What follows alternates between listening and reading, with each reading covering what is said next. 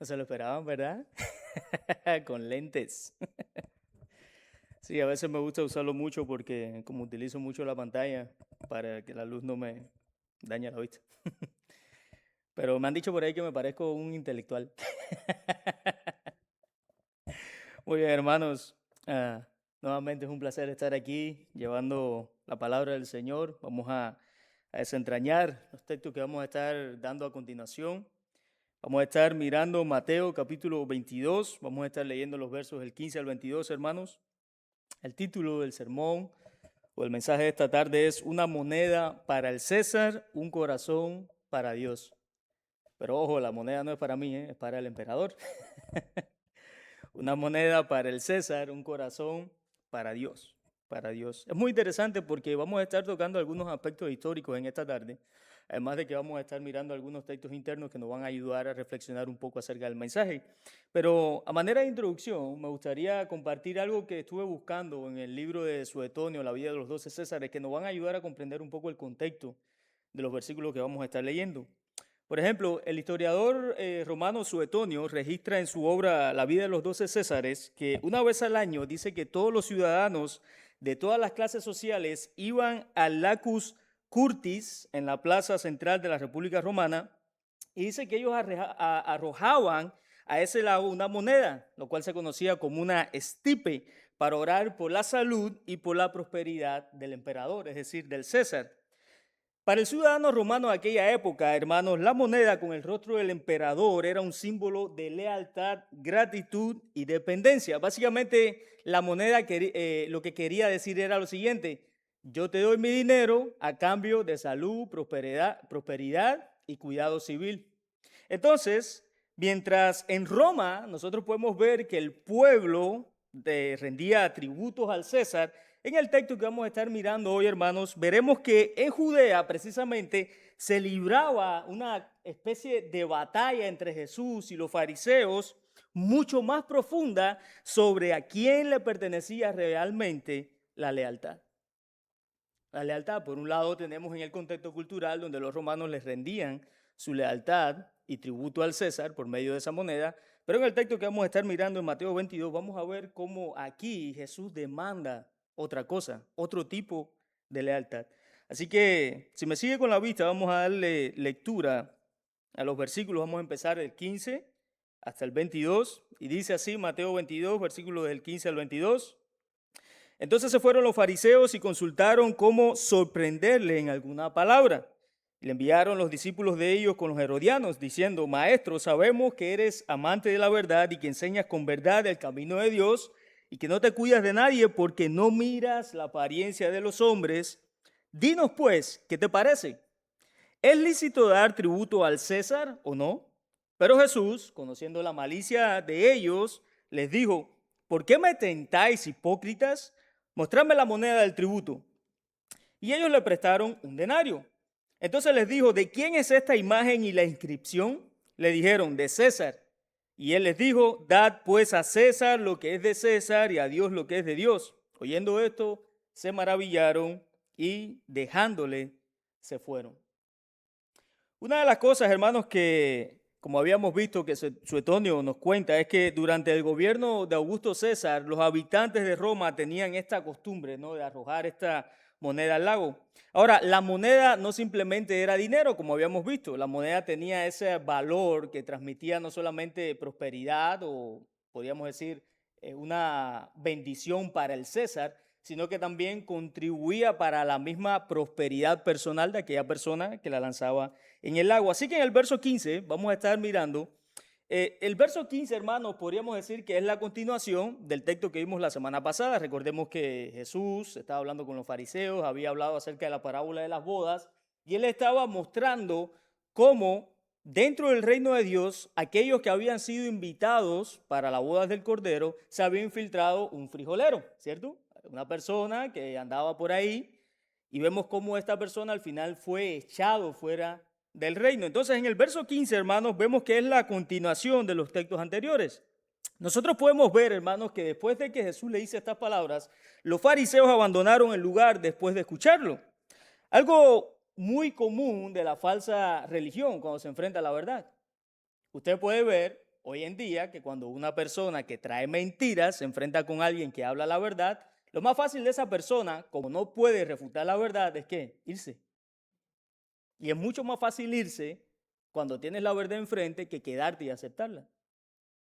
Y muchas de las veces, hermanos, usted puede notar cuando habla con este tipo de personas, de que estas personas a veces son hasta impacientes, hermanos. Son impacientes, porque no son capaces de esperar, de reflexionar, de meditar en aquella verdad que se le está diciendo. Y lo mismo sucedía con los fariseos. ¿Por qué? Porque las respuestas de Jesús para ellos eran respuestas contundentes, hermanos. Jesús no se andaba con rodeos como quieren aparentar muchas iglesias hoy en día, o muchos predicadores, o muchos cristianos. Jesús cuando tenía que decir la verdad, les decía la verdad. Cuando le tenía que hablar con gracia, con amor, lo hacía también. Es como un padre que quiere ayudar a su hijo para que no sea rebelde. Si el padre todo el tiempo le está diciendo te amo, te amo, te amo y le está comprando juguetes todo el tiempo, y eso que no soy padre, pero si los padres le compran juguetes todo el tiempo a sus hijos y no lo corrigen cuando el hijo hace algo malo, no le dicen la verdad del por qué y la consecuencia de lo que hizo, ¿usted cree que cuando ese hijo crezca va a ser una persona que respete a sus padres? Claro, así como los padres tienen que hablarle con verdad a sus hijos y así como las personas dentro de una congregación tienen que hablar la verdad de frente, y aunque a veces duela, como decimos en Cuba, la verdad duele, la verdad es necesaria, hermanos. Entonces nosotros podemos ver cómo los fariseos se fueron. Es como un ladrón que entra a una casa. El ladrón que entra a la casa no sale huyendo hasta que no se topa con una verdad. Hasta que él no se da cuenta de que verdaderamente ha quebrantado la ley. Hasta que alguien lo sorprende en el hurto. Entonces nosotros podemos ver aquí, hermanos, que los fariseos en este caso, por poner un ejemplo así, eran los verdaderos ladrones espirituales de esa época. Eran los verdaderos ladrones espirituales de esa época. Ellos se retiran, vemos en el verso 15 que se retiran, ¿para qué? Para huir desde la presencia de Jesús, pero no para rendirse. Ellos no se rindieron. Se van, hermanos, para seguir tramando cómo hacer caer al Señor Jesús en una trampa por medio de cualquier palabra que diga. Y eso es lo que vamos a ver en el verso 16. En el verso 16 nosotros podemos ver de que después de en el 15 los fariseos haberse ido, en el verso 16 vemos que enviaron a sus discípulos junto con los herodianos. Mateo, hermanos, hace el énfasis en el grupo político, los herodianos que pertenecían a estos hombres, mostrando la alianza inesperada. Es como decía el pastor, el enemigo de tu amigo es mi amigo, ¿no? Algo así. Los fariseos y los herodianos ellos se van muy bien. Pero para la causa del Señor Jesús, ellos tuvieron que unir fuerzas. Entonces vemos cómo en el verso 16 se nos dice de que vinieron de parte de los fariseos y venían también de parte de Herodes, es decir, los partidarios. Esa palabra ianos, herodianos, es una parte que compone una palabra que significa partidario, pertenece a tal partido. Por ejemplo, los cesianos significa que son partidarios del César, los herodianos son partidarios de Herodes, y así sucesivamente.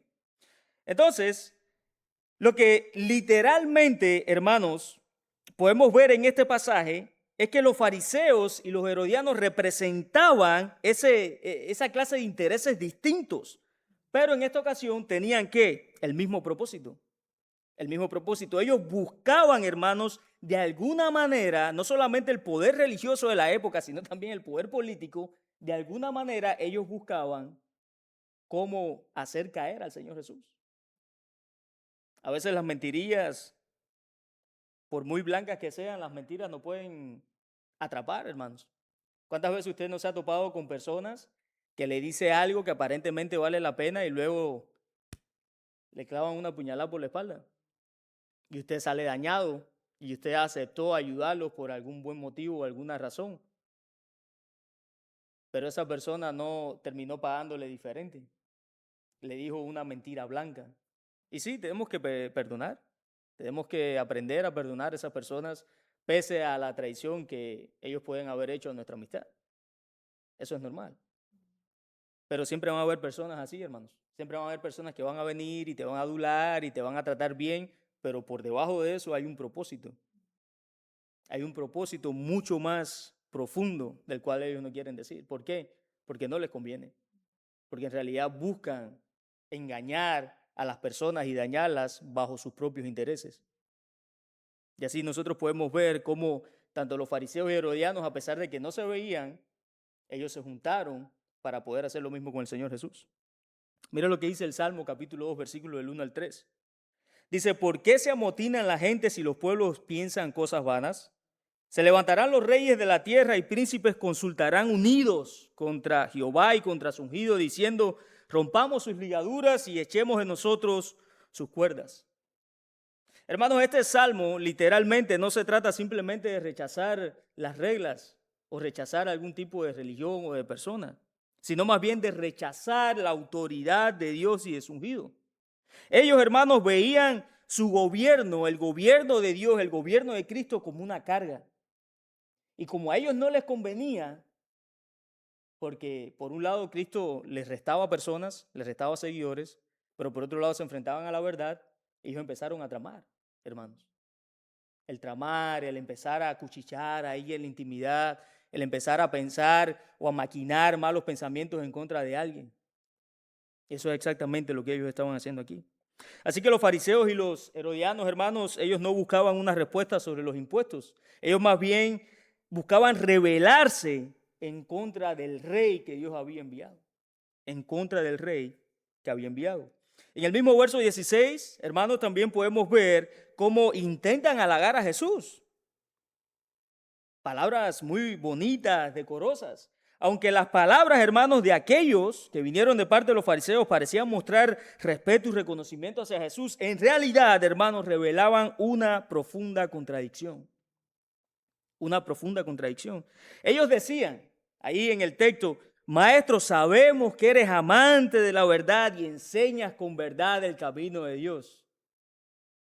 Oh, una persona le dicen eso. Oh, cuidado, tengo un doctorado. Sé teología. Y claro, eso es lo que ellos buscaban. Halagar a Jesús con palabras muy bonitas, muy decorosas, pero ellos no sabían verdaderamente con quién se estaban enfrentando. Nosotros podemos ver que sus acciones, hermanos, demostraban que no estaban dispuestos a someterse a la verdad de Dios, a la verdad de Dios. Esto nos recuerda las palabras de Jesús en Juan capítulo 9, versículo 41, donde les dice, si fuerais ciegos, dice, no tendrías pecado, mas ahora porque veis, dice, vuestro pecado permanece. Entonces ellos habían visto todas las cosas que Jesús había hecho. ¿Usted cree que para ese tiempo, en Mateo capítulo 22, usted cree que ellos ya no sabían quién era Jesús? De que Jesús era Dios. Jesús ya habiendo hablado con Nicodemo, maestro de la ley. Claro, todo el mundo lo conocía. Así que el problema de los fariseos no era una falta de evidencia, hermanos, de lo que ellos veían, porque ellos habían visto sus milagros, habían escuchado su enseñanza, pero su orgullo espiritual les impedía reconocer al Mesías que tenían delante. Y su pecado, hermanos, los tenía ciegos. Hoy en día muchas personas eso es lo que pasa en el mundo. Por eso a veces cuando usted habla con alguien les cuesta, hermano. Les cuesta que las personas entiendan. Porque el orgullo espiritual es tan grande que tienen una venda literalmente atada. No solamente Satanás, sabemos que Satanás tiene el entendimiento cegado de las personas de manera externa, pero internamente el pecado es quien cega a las personas, hermanos. Y hoy en día no es la excepción. Creo que aquí hemos hablado en muchas ocasiones de cómo las personas rechazan el evangelio, de cómo las personas las invitamos para que vengan a la iglesia, de cómo hablamos con nuestros familiares, de cómo hablamos con nuestros compañeros de trabajo y aún así rechazan una y otra vez. ¿Pero por qué? ¿No es que se supone Dios hace el milagro así de la nada y las personas ya empiezan a reconocer a Cristo? No, hermanos. Es que muchas veces el orgullo puede llevarnos a alejarnos de las palabras de Dios. Porque para Dios no hay nada imposible. Pero lo que el orgullo, el pecado hace es que nos aleja. Si Dios nos está llamando, el orgullo, el pecado lo que hace es alejarnos del eco de la voz del mensaje de Dios. Y así estaban aquí los fariseos y los herodianos. En el mismo verso 16 también podemos ver, hermanos, que ellos reconocen las características de las escrituras que se le atribuyen a Dios. Cuando le dicen, tú no miras las apariencias de los hombres, ¿Por qué le dijeron eso? Bueno, ellos estaban afirmando, hermanos, que Jesús no juzgaba externamente, sino que conocía la verdadera condición del ser humano.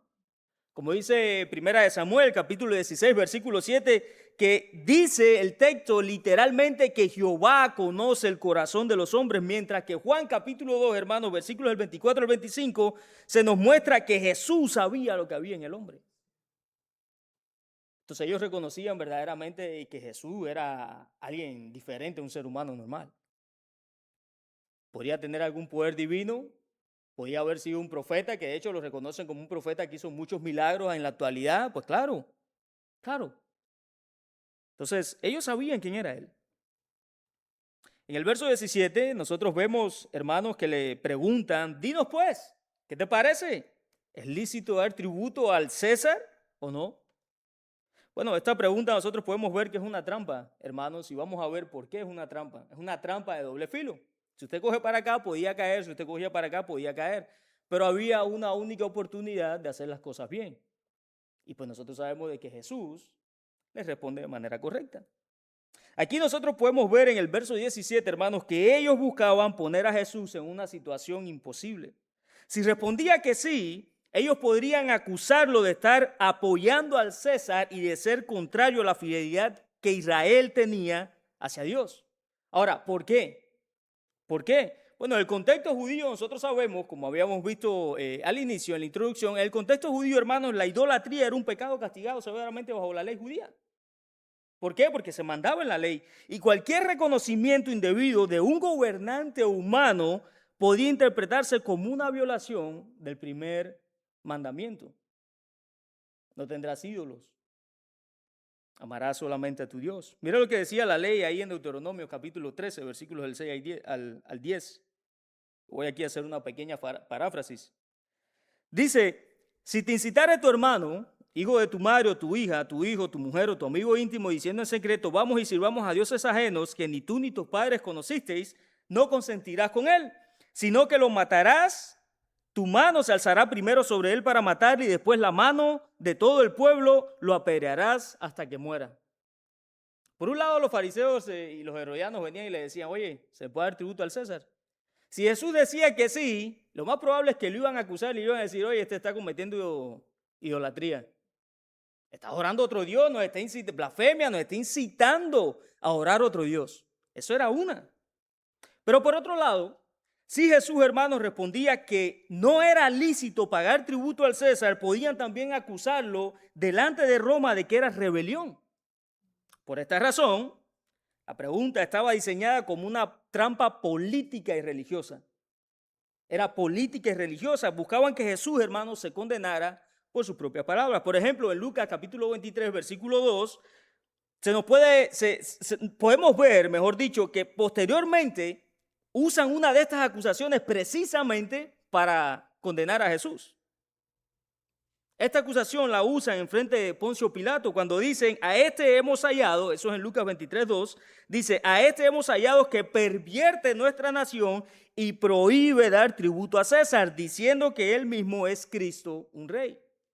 Entonces, por un lado tenía la blasfemia e idolatría, por otro lado decía, no, este se va a rebelar en contra del César, pero Jesús, inteligentemente, en el verso 18, conociendo la malicia de ellos, les dijo, ¿por qué me tentáis, hipócritas? ¿Por qué me tentáis, hipócritas?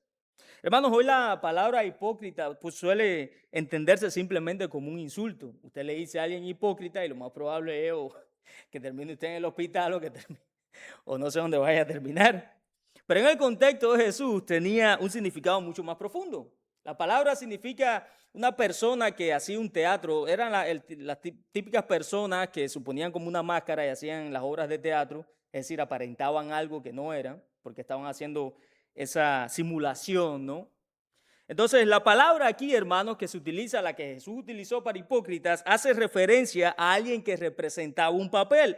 Alguien, hermanos, que mostraba una apariencia externa que no correspondía con la realidad de su corazón, con la realidad interna. Entonces Jesús, hermanos, no está simplemente ofendiéndolos a ellos como nosotros podemos percibir hoy en día si nos dicen hipócritas. Eso no es lo que Jesús estaba diciendo. Lo que Jesús estaba revelando, hermanos, más bien era la condición espiritual de ellos. Ellos, hermanos, venían con una apariencia de sinceridad. Oh, maestro, sabemos que tú eres amante de la verdad. Pero lo interesante es que el texto nos dice que sus palabras eran una máscara. ¿Por qué? Porque en realidad no buscaban aprender, sino más bien atrapar a Jesús. ¿Cuántas personas, hermanos, no vienen a usted y le pueden decir algo que en el fondo era mentira, pero la superficie lo ponen como una verdad? Tenemos que tener mucho cuidado porque por ahí a veces nosotros podemos hacer lo mismo. Como dijo el Señor Jesús, que tú sí sea sí, que tú no sea no. Y a veces no es necesario decir la verdad. A veces simplemente puedes callar. Pero en el momento que digamos algo, hermanos, que tú sí sea sí, que tú no sea no. ¿Por qué? Porque a veces nosotros podemos tomar malas decisiones por querer quedar bien con las personas. A veces nosotros podemos decir cosas que no podemos cumplir. Y no está mal si usted no puede cumplir esas cosas. ¿Por qué? Porque no puede. Es obvio, si no las puede cumplir es porque no puede. Pero es mejor decirlo de esa manera a no decir, oh, no, sí, sí lo voy a hacer, como la parábola de los dos hijos, ¿no? Que va y uno le dice al padre, hey, vete a la viña, y uno le dice, sí, sí voy a ir, al final dice, no, pues yo no voy. Y luego el otro le dice, hey, vete a la viña, y le dice, no, no, yo no voy a ir, pero al final ese sí fue. No, hermano, siempre tenemos que decir las cosas con verdad o simplemente no decir nada. La gente no tiene que escuchar, la gente no tiene que oír, la gente no tiene que saber las cosas que pasan. Usted no está en la obligación de decirle todo a las personas, pero sí tratar la manera de no romantizar las palabras con las que nosotros nos podamos dirigir a alguien, porque puede ser al final muy dañino. Nos estamos engañando no solamente nosotros, sino podemos estar engañando a los demás. Así que el problema de los fariseos, hermanos, en este texto, en ese versículo, el problema de ellos no era la falta de conocimiento de la ley. Ellos estaban tapando en realidad la intención de su pregunta. Ellos más bien estaban usando la religión externamente, mientras que sus corazones estaban alejados de Dios. La intención de ellos no era buena. No era buena. En el verso 19 nosotros también podemos ver que Jesús, hermanos, vemos que le muestra ellos la moneda del tributo. Ellos le presentaron un denario. Aquí nosotros podemos ver que esta respuesta del Señor Jesús, hermanos, es significativa. ¿Por qué? Bueno, porque la moneda que ellos tenían en sus manos revelaba la realidad del sistema en que ellos vivían. Sistema social idólatra, pagano, comprado por el poder político, religioso. Eso es lo que revelaba esa moneda. La inscripción, hermanos, más común en los denarios, según algunos hallazgos arqueológicos, en este caso el denario que le presentaron a Jesús tenía la inscripción que decía Tiberio César Augustus, hijo del divino Augustus. Y en el reverso, cuando Jesús mira la moneda, en el reverso generalmente, hermanos, aparecía la figura de la diosa Libia, representada como Pax, es decir, era la personificación de la paz. Y con la inscripción decía, de la diosa, decía Pontífices Maximus, que significa sumo pontífice o máximo sacerdote. Entonces la moneda, por así decirlo, era idólatra, era pagana. Y claro, para un judío de aquella época era sensible, era un tema sensible ver esa moneda y utilizar esa moneda para pagar un tributo. Claro, cualquiera podían hacerlo caer en el error con una pregunta como esa. Pero nosotros podemos ver en el verso 20, hermanos, si seguimos con la vista, que la pregunta de Jesús no solamente era para identificar esa moneda. Jesús sabía que era una moneda que pertenecía al César, al gobierno pagano, al gobierno romano. Pero nosotros podemos ver que al preguntar por la imagen de la inscripción, Jesús, hermanos, los lleva a reconocer a quién pertenecía verdaderamente esa moneda. ¿Tenía algo que ver con Dios? ¿Dios demandaba esa moneda de parte de los hombres o acaso Dios demandaba algo más? ¿Qué es lo que demandaba Dios? Bueno, la imagen del César mostraba que esa moneda pertenecía precisamente al sistema político y económico romano, hermanos, al sistema del mundo. Pero en el verso 21, si seguimos leyendo en el verso 21, la segunda parte, hermanos, de la respuesta de Jesús eleva el tema. Aquí nosotros podemos ver que la respuesta eleva el tema. Así como la moneda llevaba la imagen del César, por eso pertenecía al ámbito del César, para el ser humano, hermanos, que era diferente a la moneda, el ser humano llevaba la imagen de Dios. La imagen de Dios. Por lo tanto, la vida de las personas no podía solamente reducirse a las obligaciones civiles. Por eso Jesús les dice, da al César lo que es del César y a Dios lo que es de Dios. ¿Por qué? ¿Qué debemos nosotros de entregarle a Dios? ¿El dinero? No, no estamos hablando del contexto aquí de la iglesia, es obvio, tenemos que ofrendar, tenemos que diezmar, como usted lo tome, no hay problema con eso. Pero para Dios, ¿qué es lo primordial? Es el corazón, hermanos. Dios demanda una respuesta mucho mayor, la fidelidad del corazón. De modo que ahí en el texto, hermanos, no se estaba refiriendo únicamente a una entrega externa de algo físico, algo que tenía valor económico y que estaba relacionado con el interés político y religioso de aquella época. Eso no es lo que Dios estaba demandando, sino más bien lo que Dios estaba demandando por medio de la respuesta del Señor Jesús era una disposición interna de obediencia hacia Dios. Como dice en Proverbios capítulo 23, versículo 26, dame, hijo mío, tu corazón y miren tus ojos por mis caminos. Muchas veces, hermanos, cuando Dios a veces nos demanda eso, nos demanda el corazón, como dice a veces el pastor, ¿no? Cuando me piden los tacos, el dicho que dice, si a mí tú coges el brócoli y coges esto, pero no me coges los tacos. El tema es, hermanos, de que muchas veces cuando a veces Dios nos demanda cosas que tienen que ver precisamente con lo interno, con el corazón, a veces nosotros no lo soltamos. A veces nosotros estamos aferrados a la vieja vida, a veces estamos aferrados al viejo carácter, a veces estamos aferrados a vivir la vida como a veces nos gustaba. Y sí, podemos conocer de Cristo, podemos estar viniendo a la iglesia, estoy hablando aquí en sentido general, ¿eh? Podemos venir a la iglesia, podemos conocer de Cristo, podemos cantar, podemos hacer muchas cosas, podemos servir. Pero en el momento que Dios demanda a nuestro corazón, ¿qué es lo que le vamos a entregar? ¿Una moneda? ¿El dinero solamente? Sí, eso es bueno, es necesario.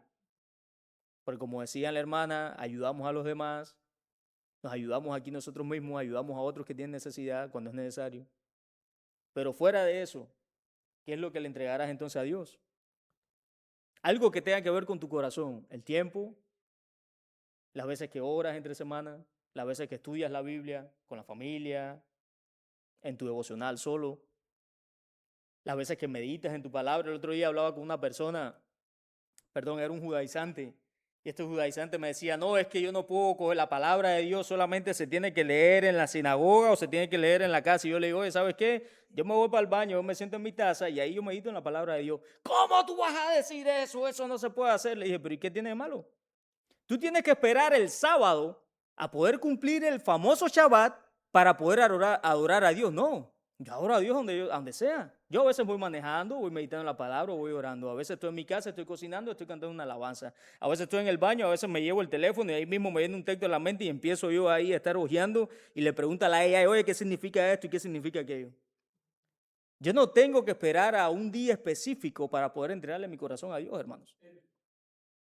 Y creo que eso hoy en día es lo que se ha, ¿cómo se puede decir?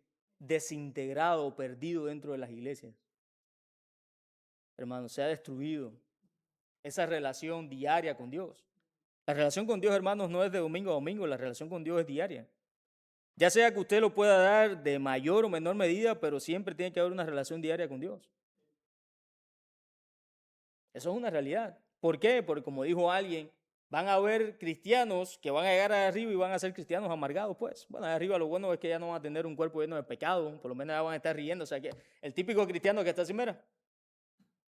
Allá por lo menos, como ya no va a vivir un cuerpo lleno de pecado, va a estar así. Oh, hermano, va a ser diferente. Pero en esta vida va a ser un cristiano amargado, hermanos. Sí, va a ser salvo, pero va a vivir con esa llama, ¿no?, interna. Va a apagar el espíritu. No, y no estamos hablando aquí de brinca, salta y habla en lengua, no estamos hablando de eso. Pero sí de ese amor por Dios, de querer estar en esa comunión con Él, de aprender de su palabra, de estudiarla, de orar. Y cuando estoy hablando de orar, hermano, no estamos hablando de pasar media hora. He escuchado gente que dicen cada barbaridad, no, que yo oro 3 veces al día y luego tú los ves y dicen fuego por la boca, ¿eh? Sí, pero se la dan de santo y que no, hermano, no estamos hablando de esa religiosidad. Los verdaderos adoradores es en espíritu y en verdad. Dios no está esperando a que nosotros vengamos aquí el domingo para poder tener una relación con Él diaria. ¿Por qué? Porque eso es lo que verdaderamente demanda Dios del corazón. No, dame tu corazón, dámelo lunes, martes, miércoles, jueves, viernes, sábado, domingo y hasta el lunes que viene. Y de esa manera, hermanos, es que podemos crecer espiritualmente. De esa manera es que nosotros podemos mantenernos unidos, de esa manera es que podemos invitar personas a la iglesia, de esa manera es que los problemas cuando vienen los podemos enfrentar. ¿Por qué? Porque nuestra relación, nuestro corazón está alineado con Dios, con su voluntad. Con su voluntad, pero hay tristemente muchos cristianos, hermanos, amargados hoy en día que van a vivir toda su vida aquí, van a ser salvos, pero cuando lleguen ahí arriba, creo que va a ser su único lugar de descanso. Porque no van a saber cómo enfrentar un problema o una situación aquí. Porque no le entregan su corazón a Dios 100%. Solamente esperan hacerlo el domingo. Así que la enseñanza del Señor Jesús, hermanos, es que mientras César o el emperador, repito, no yo, sino el emperador, puede reclamar una moneda que lleva su imagen, Dios reclama el corazón del ser humano que lleva su imagen. Nosotros estamos creados imagen y semejanza de Dios. Así que la cuestión principal no solo era el tributo, sino reconocer a quién pertenece la lealtad del corazón del hombre. Nosotros estamos obligados a cumplir con todos los impuestos aquí en la sociedad. Los judíos de aquella época también. Pero eso es algo externo. Interno tenemos otra responsabilidad. En el versículo 22, hermanos, si seguimos con la vista, muestra la reacción de los fariseos y de los herodianos ante la respuesta del Señor Jesús. Ellos, hermanos, habían preparado esta pregunta que habíamos visto trampa con la intención de atraparlo, como pudimos ver, pero el Señor vemos que no cayó en ninguno de sus extremos. Por eso el texto dice, hermanos, que se maravillaron. Ellos no se maravillaron porque dijeron, wow, qué sabio. Ellos dijeron, oh no, este no cayó. Y pensaba que lo teníamos así en la mano ya para caerlo y ir y hablar con Poncio Pilato para que lo crucificaran. No, no, como diciendo, no cayó. Ese es el asombro que hay aquí, hermanos.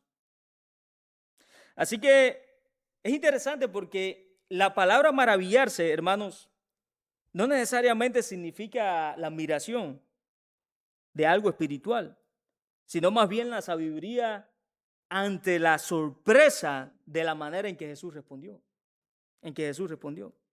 Y luego el texto ahí dice que finalmente dejándole se fueron. ¿Por qué? Pues no tenía más nada que decirle. Dice que dejándole se fueron.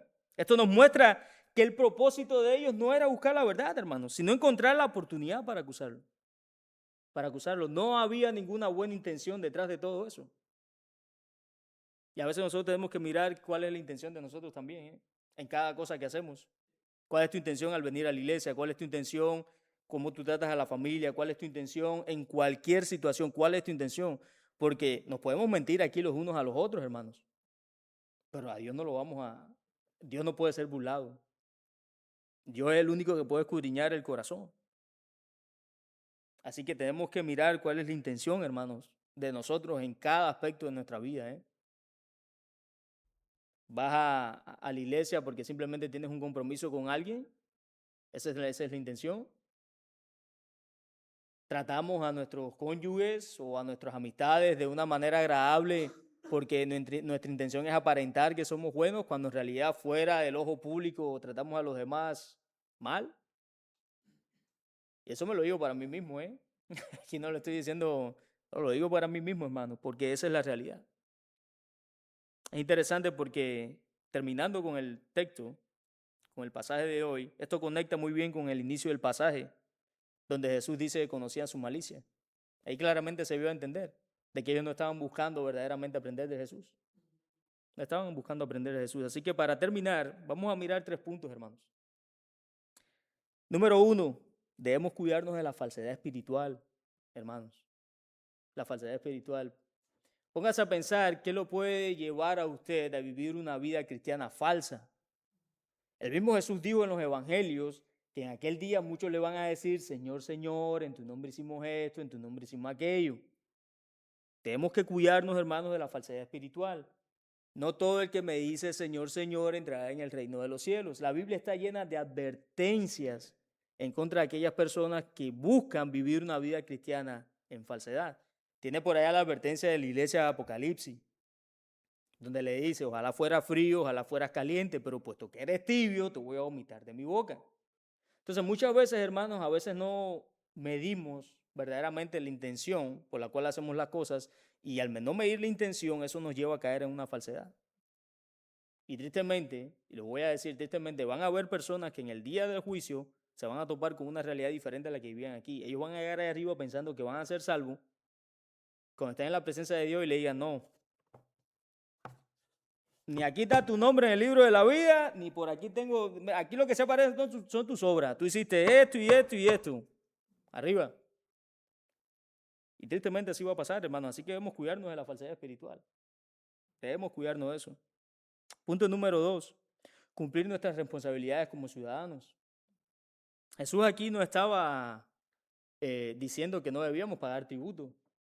Yo conocí, hermanos, a veces personas que, que son creyentes, que dicen, no, yo no pago esto, no, yo no hago aquello. No, debemos cumplir, hermanos, con las leyes que se nos dan. ¿Por qué? Porque el Señor nos manda eso. Son responsabilidades que tenemos dentro de la sociedad como ciudadanos. Jesús no le andaba diciendo a los judíos, oye, tú no pagas al César porque él es un idólatra, un pagano. No, Jesús no estaba diciendo eso. No, tú dale al César lo que es César. Si te demanda dinero porque tienes que pagar impuestos, hazlo. Pero a Dios, lo que es de Dios no se lo des. Porque lo que es de Dios es el corazón. Lo que es del César es todo lo que tiene que ver con el mundo. Los impuestos, el dinero y que esto y aquello. Entonces debemos, hermanos, cumplir nuestras responsabilidades como ciudadanos. Como ciudadanos. Y punto número 3, debemos entregar a Dios nuestro corazón. Entregar a Dios nuestro corazón, hermanos, como bien decía yo anteriormente, no es solamente venir los domingos, no es solamente tratar bien a los demás. Entregar el corazón a Dios, más bien eso ocurre en la intimidad. En la intimidad. Usted no puede aprender a amar a los demás si usted no aprende primero a amar a Dios. Usted no puede aprender a amar a su familia si usted no aprende a amar a Dios primero. Usted no puede ser un buen trabajador si usted no aprende a amar a Dios. Usted no puede ser un buen cristiano si usted no aprende a ver cómo Cristo vivía. Entonces, todas esas cosas, hermanos, son un paquetico que implican muchas cualidades. Y yo se los digo, hermanos, porque personalmente, todo esto es lo que yo he tenido que poner en práctica en mi vida. Como siempre decimos, aquí todos tenemos problemas. Aquí todos nos desanimamos cuando vemos malas circunstancias. Aquí todos pensamos en que ya aquí se fue el mundo y se acabó y no vamos a hacer más nada. Todo eso nos pasa a nosotros, hermanos. Pero póngase a pensar en Jesús. Jesús no lo abandonaron. Jesús fue muerto allá cuando estaba en el Getsemaní, estaba orando con sus discípulos y para colmo se estaban quedando hasta dormidos. Y después vinieron, lo apresaron y todo el mundo hizo así y se fue. Entonces, si Dios demanda de nosotros ese tipo de obediencia, es obvio que tenemos que aprender primero de Él. Tenemos que aprender para poder desaprender, porque a veces nosotros ya venimos con cosas cargadas que no, este es mi estilo, esta es mi vida y así es como yo hablo, así es como yo trato a los demás y no voy a cambiar. Y yo te estoy diciendo, cabezón, es que no puedes andar haciendo esto. Hermano, se lo digo porque a mí a mí me pasa, pues. Y ahí a veces a uno le cuesta, y yo a veces me pongo a pensar y digo, oye, si tienes razón. Ok, ok. Y ahí Dios dice, ya estás dando el primer paso. Ok, ¿cuál es el segundo paso? Hago así, voy a su palabra, miro qué es lo que dice, o si no me pongo a meditar, ya donde sea, o a veces me pongo a orar y le digo, Señor, no sé, guíame. Y poco a poco, así es como uno va aprendiendo a amar a Dios. Y ya cuando viene a ver, vienen los problemas, vienen las circunstancias y tú dices, bueno, es parte de. ¿Por qué? Porque el Señor lo dijo. Y eso no solamente en esas áreas, hermano, puede ser en cualquier área. Entonces, nosotros debemos aprender a darle el corazón a Dios. Porque esa es la única manera que nosotros podemos pasar por cualquier circunstancia, la manera en que nosotros podemos tratar a los demás como nosotros nos gusta que nos traten, y de esa manera es que podemos mantenernos firmes y fieles al Evangelio.